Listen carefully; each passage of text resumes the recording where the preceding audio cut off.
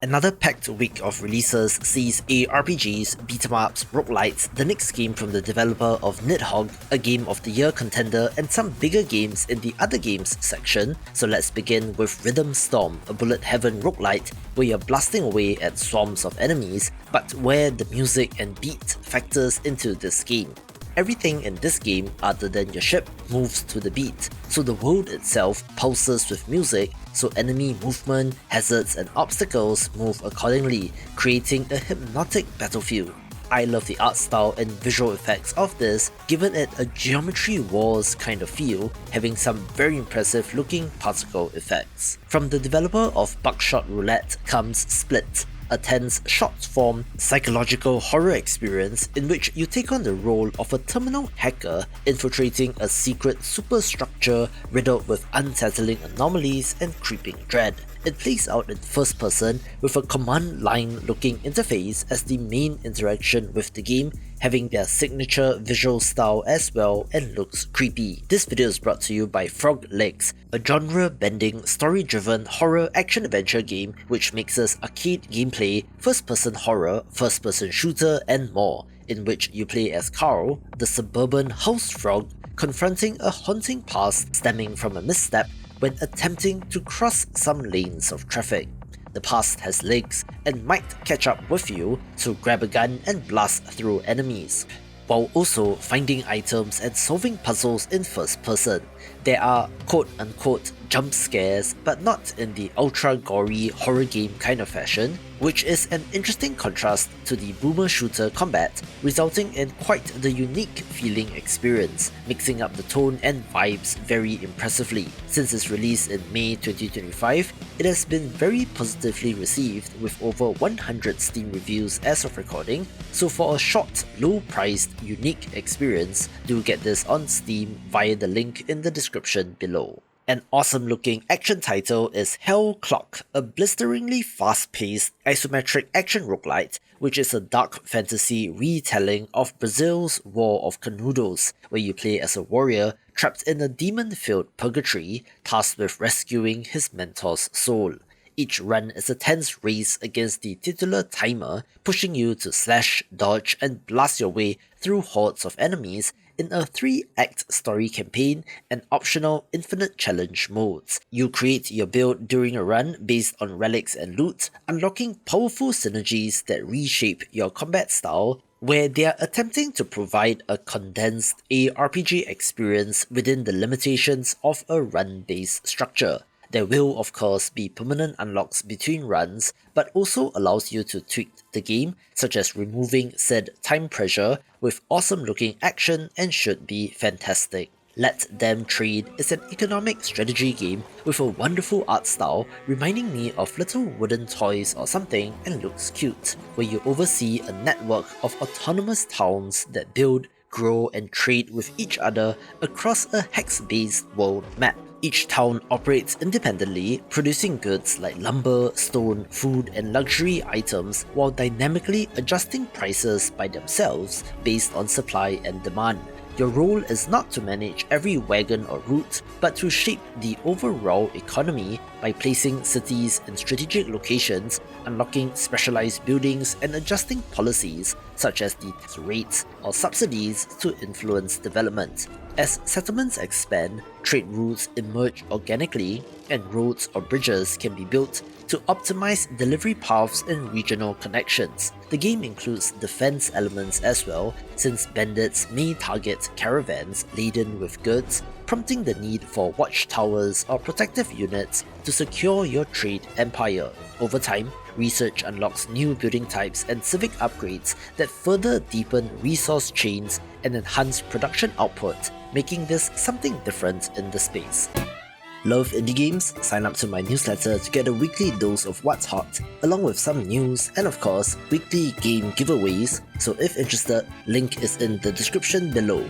Speaking of something different, Grimshire is a darkly, cozy farming survival RPG set in an isolated mountain village suffering under a lethal plague. where you're doing farming sim stuff, but must also preserve food to prevent them from rotting and going to waste. You begin by planting crops, fishing in marshes, and taming critters to stock your root cellar, then having to cure or preserve these through drying, pickling, smoking, and more. Every harvest demands careful planning and resource use as seasons shift and the rot threatens your food supply. Outside your farm, you venture into mines and forests to gather ore, wood, medicinal herbs, and rare resources for community projects with crafting systems including cooking, tools, and basic shelter. The game adds emotional weight through the villagers since residents can permanently die if they get infected, and if crucial NPCs are lost, these will affect the chances of survival for the entire village, looking kind of intense despite being a farming sim. Other games begin with Ascent of Ashes, a colony building survival strategy game in which you guide a group of survivors in a hostile post-apocalyptic world, finding a way to survive in procedurally generated biomes while balancing base development, tactical combat, and long-term planning. Each survivor has traits, skills, and needs that impact how effectively they can farm, scavenge, construct, or defend, and assigning the right people to the right jobs becomes crucial as resources dwindle and threats escalate. The action unfolds in real time but has a pause function that lets you coordinate ambushes, react to raids, or micromanage survivor positioning during combat. Cover and line of sight matter in every encounter, whether you're defending your outpost or pushing into dangerous ruins to scavenge. Also having vehicles that can be driven, expanding your reach, and enabling mobile operations that support riskier objectives. Between expeditions, you develop your base with farms, workshops, clinics, and housing, all while researching new technology, dealing with random events like weather hazards and more, coming to us from the developers of Rimworld's Combat Extended, which is one of the top-rated mods for that game, so this is high potential. I've had my eye on Buccaneers Shipshape for a little while, showing up in my videos on upcoming beat-em-ups, and here it finally is, where 1 to 4 players battle through 9 varied stages in order to reclaim your stolen ship, brawling through hordes of marauders, civilians, and bizarre enemies using swords, pistols, whips, and even a parrot companion. It does kind of remind me of something like Sunset Riders with the 4-player setup and how the UI looks, and is in fact an official remake of a 1989 arcade game named Buccaneers, jazzed up for modern audiences and does look fun. Each of the 4 selectable heroes has unique stats and play differently, with weapons and power-ups from treasure chests during a level adding to the action while still looking cartoony and light-hearted. So if you were looking for a co-op brawler, this should be worth picking up. Business Heroes Street Grub is a turn-based food truck tycoon game where you're building a city-wide culinary empire through strategic planning, recipe crafting, and staff management. You begin with a humble food truck, making nightly decisions in terms of menu, pricing, and where you park for the day, then open for business and watch the customers stream in. Each district in the city has their own unique characteristics and crowds, requiring you to supply the right kind of food at the right price, so you need to assign the trucks, make sure that they have enough fresh ingredients, and hire and train staff to maximize profits. There will be a career mode with a narrative, a sandbox mode that allows you to build without pressure, challenge scenarios, which are handcrafted levels so to speak, as well as a weekly challenge mode for replayability, and will be for strategy game fans. A very curious entry is Cypher Zero, a minimalist logic puzzle game in which you toggle tiles on a grid to decipher the hidden rules behind cryptic glyphs, solving for X so to speak. It is a level-based puzzle game which is not as common these days, having over 300 of these, which looks impressive, but does look like it's for a certain kind of person since there are no tutorials or explicit instructions to tell you what to do or how to play, simply having to figure it out, which might be frustrating, so I guess we'll have to see on this. other than the minimalist presentation, there are some interesting looking visuals as well, with the voiceover in the trailer talking about having to go to space or something, so I wonder how the puzzles relate to that. Looking rather cryptic in a good way, I think, and is the hidden gem of the week. Tripwire is a relatively large company, not exactly AAA, so I thought I'll give Killing Floor 3 a mention, a visceral co-op survival horror shooter in which up to 6 players join a rebel squad named Nightfall and fight wave after wave of terrifying Zeds across sprawling arenas. I still remember playing the original Killing Floor when I got my Steam account way back when, so to see its evolution to Killing Floor 2 and now to this game is impressive. Basically, think Left 4 Dead on steroids and you get some idea. There's an array of melee and ranged weapons, with each character being a specialist class with different abilities, so team synergy and class-based strategy matters. The revamped Zeds are smarter and more aggressive as well, with a dynamic Z time system that slows down time during intense moments for maximum carnage, and thus look like fun with friends. Luto is a first-person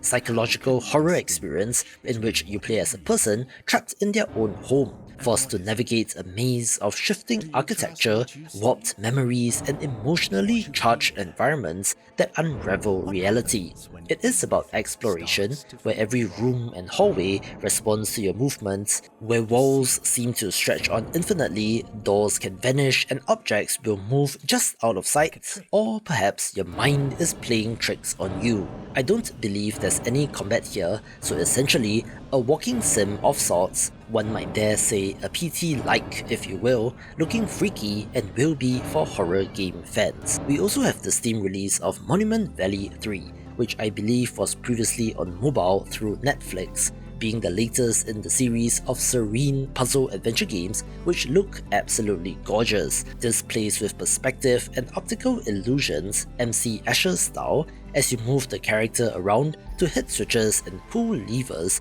to change the layout so that you can progress, looking similar to the first 2 entries, but I'm not complaining since there's always a place for games like this. Resonant Blade is a 2D sci-fi action-adventure title where you play as Atlas, a blade-wielding scavenger who channels sonic energy to fight back against corrupted synths in a fractured future. Combat revolves around a frequency-based blade system where matching your weapon's tone to enemy weaknesses unlocks high damage combos and area effects. You build up triads by landing hits in harmony, then unleash resonant burst attacks that tear through enemy shields and armor. Each encounter tests both timing and positioning, with dashes, parries, and tone swaps forming the backbone of its reactive combat system. Outside of battle, exploration leans into light Metroidvania elements where you unlock new abilities that allow you to explore previously inaccessible areas.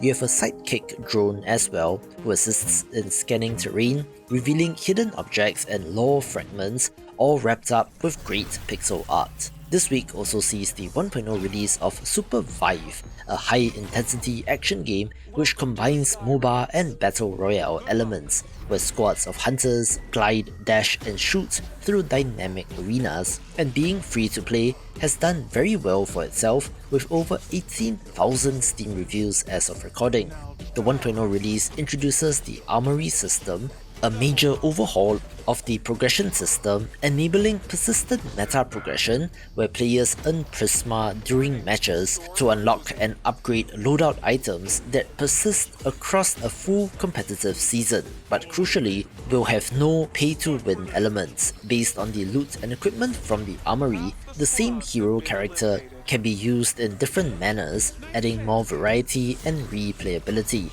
with modern microtransactions like battle passes and skins, which is still not to my liking, but I guess that's what you need to do in a free-to-play game. Concerningly, however, is that this seems to be swinging big and is probably going after the Dotas and League of Legends of the world, failing which might see the game get shut down, with concurrent player numbers at about 120 right now, down from 47,900, which I'm sure will go up during the 1.0 launch, where by all accounts this seems to be a great game, so let's see where this lands. Armour Games Publishing continues to chug along, bringing beloved Flash games to a brand new audience, where we're looking at Swords and Souls Legacy Collection here, a bundle of 5 fan favorite games into one unified experience, each offering unique gameplay experiences from RPG to endless running and vehicular mayhem. This includes Swords and Souls, an RPG like Battler,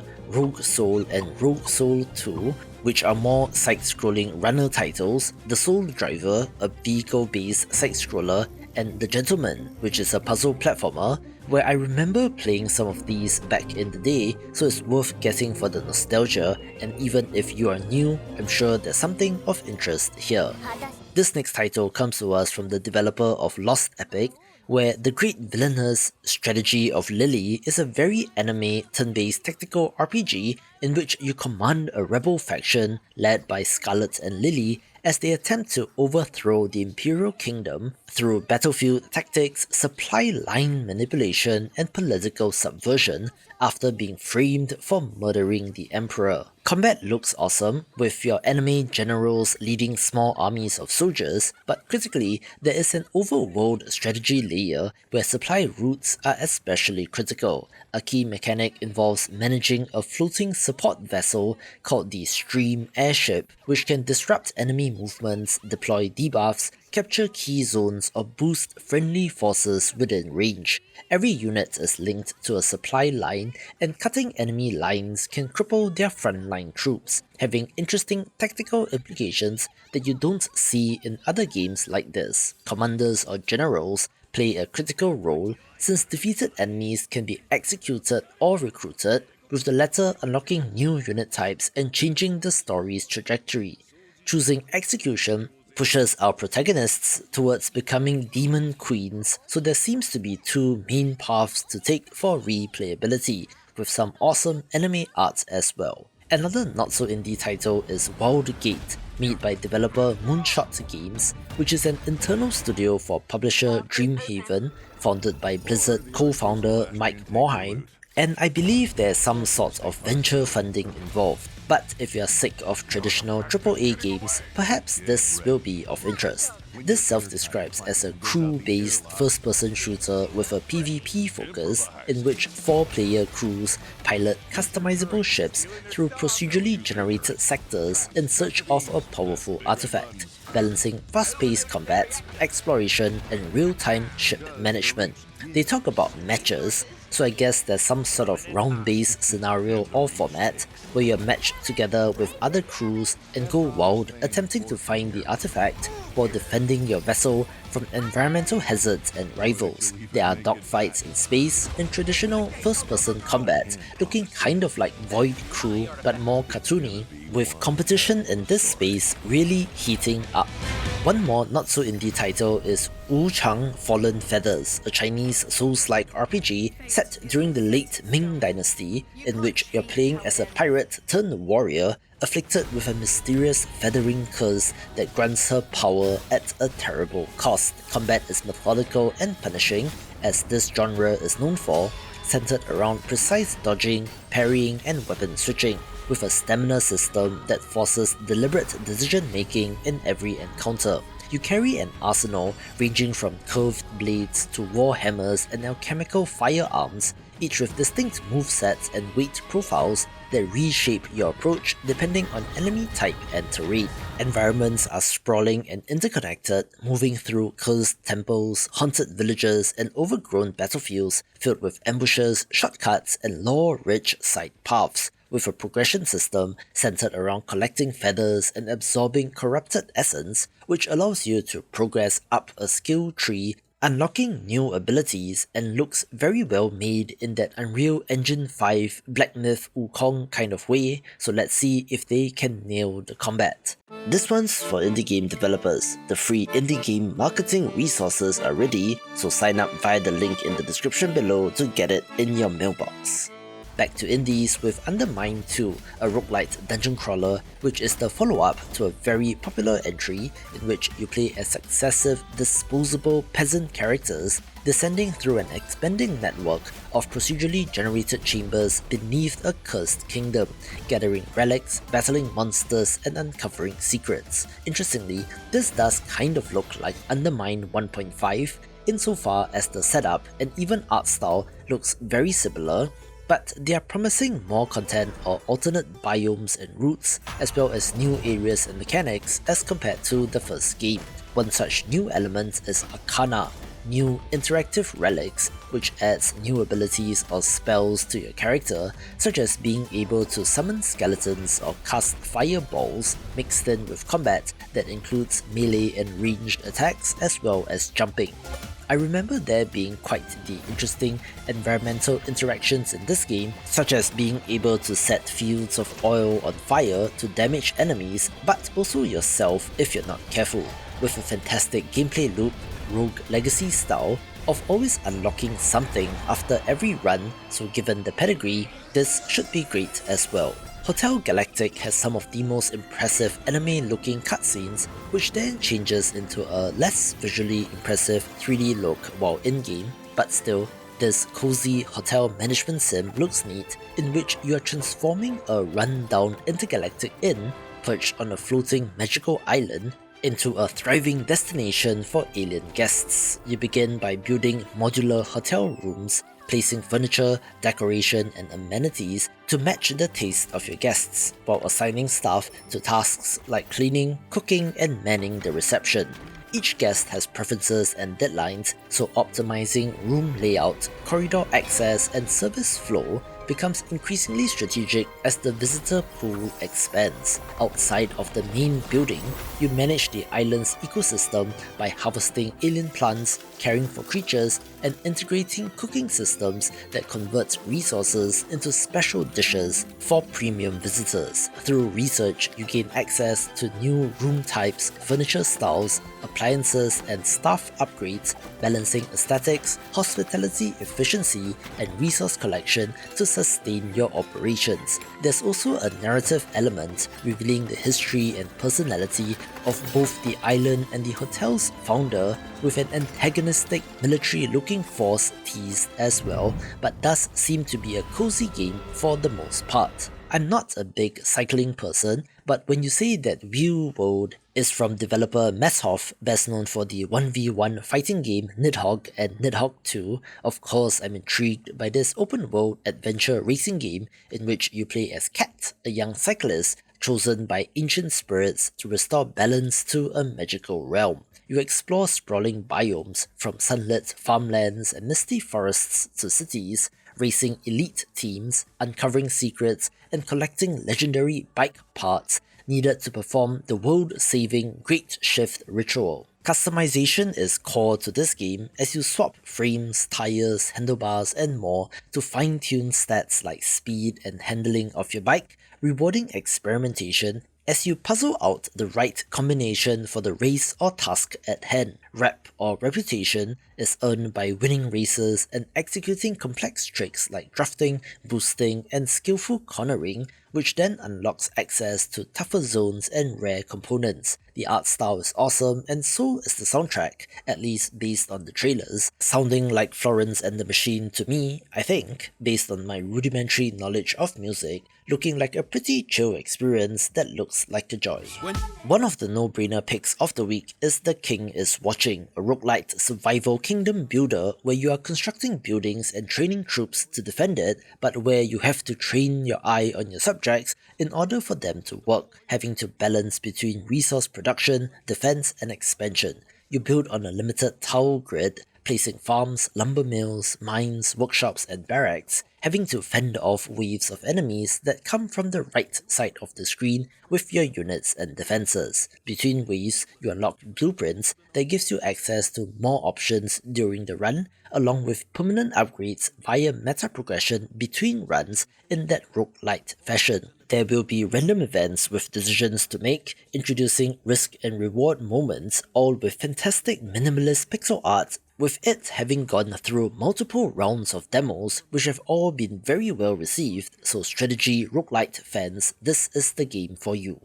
The biggest indie game for the week is Abiotic Factor, or more specifically the 1.0 release of this first-person survival game that even while in early access has already impressed. For one, you are not punching trees to get wood, but rather scavenging and breaking down wooden crates, so that alone should give you a sense of how different this is, being set in an underground research facility where you and up to 6 others play as regular scientists trapped in here since it has become overrun by alien anomalies and paranormal entities, which does trigger hostile military types to come in. So yes, the parallels to Half-Life are certainly there. As such, the atypical setting does make this survival game something very different as compared to The Forest or Subnautica or even Ark Survival Evolved, while still retaining elements of what made those games great, from the scavenging and crafting to base building and combat, where they released multiple updates while in early access, with 1.0 completing the current state of the game,